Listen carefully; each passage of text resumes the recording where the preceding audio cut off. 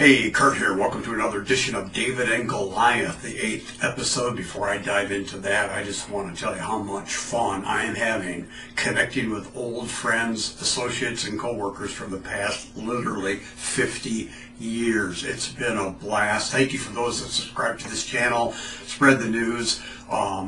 Just kind of walking down memory lane has been fantastic. And the reason I'm doing this is 2024 is going to be tumultuous, but it's not something that we should be afraid of if we know what to do. And that's why I'm doing this series. I believe there's insights in the story of David and Goliath, that iconic story of the little guy beating the big guy. And if this is your first episode that you've watched, you might go back through all of them.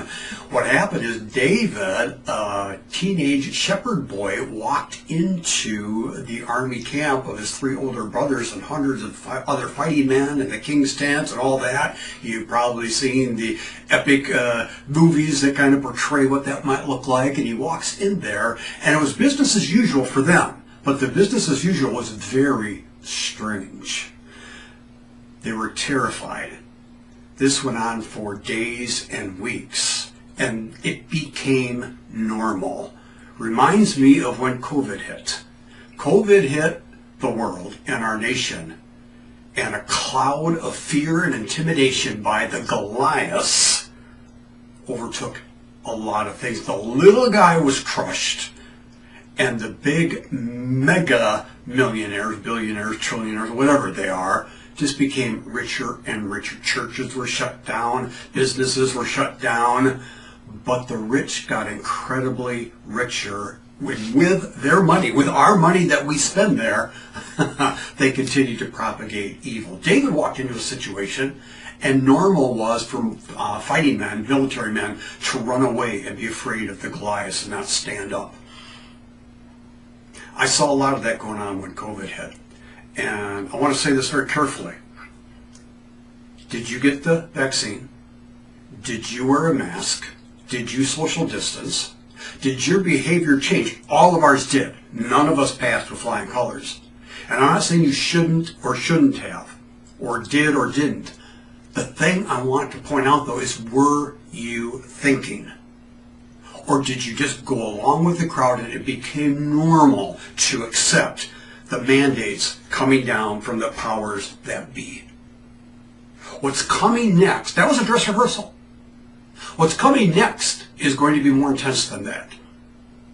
And cry of my heart is for you and I to be ready. See, David walked into that camp with hundreds of these military men. He was running DoorDash food to his brother. He was just a young man, unrespected and unwanted, but he had a different spirit about him. And that's how he overcame Goliath.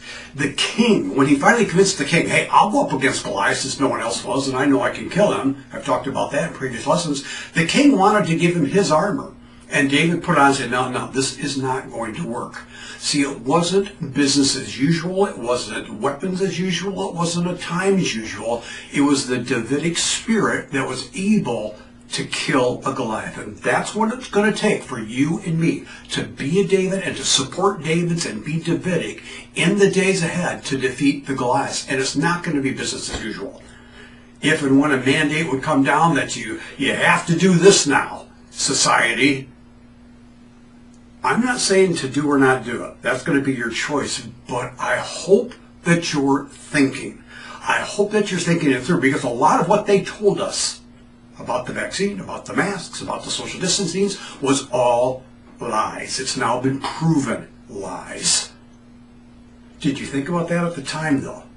Did you say, well, I have to do this or I'll be punished on and on? Well, that day is coming, maybe, for some of us, that we might suffer for our choices. It's a time like David to stand up and now practice speaking the truth in love.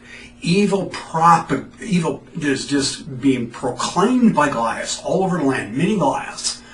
And if we, as a humble, gentle, yet powerful people like David, will just speak the truth in love, it will turn the tide. It will make a difference. We can enter in conversations like David did in the camp with his brothers, even though they ridiculed him. So, I'm not a racist, but What's happening at the border is destroying our country. See, we're in unprecedented times when the president and those that are governing our land are allowing an invasion of evil. And I'm not a racist. I could take time to prove that to you. I fought racism in my hometown 40 years ago and have tried to do that my whole life. See, you'll be accused and attacked like David, simply speaking the truth in love, but it must happen. As the days play out, let's be a David, let's support the Davids, and let's be thinking about the mandates that will continue to come down against just common sense, rational thinking. I'm not even talking even Christian values, even though they are. Even if you believe in the good old days, we are going to have to stand up for them, speak the truth in love for those evil forces and those evil policies and those evil things that are trying to choke it out. You feel it, and you can't just sit back. You've got to engage like David. You've got to walk into that and find an opportunity to speak the truth in love. That's what I'm trying to do for my friends for the past 50 years and acquaintances, even if you're not a Christian. Do you miss the old times? I do. Do you miss when things weren't absolutely crazy, when people think a man can choose to be a woman? I mean, it's absolutely insanity what's going on. We can speak the truth in love, though. I say, no, that's a mental illness, and they need help. That's the truth, and it's speaking the truth in love. So, having said all that, there's a lot more to this. Wake up. Here's my lesson today. Speak the truth in love, and know that these are unprecedented times. You might have to wear different armor. You might have to walk to a beat of a different drummer and against the crowd and even against family like David did in order to defeat these Goliaths that are out for you, your family, your children, your inheritance, and our country. Now, this was kind of a heavy one. Don't apologize for that, but let me know what you think. Thanks for your time.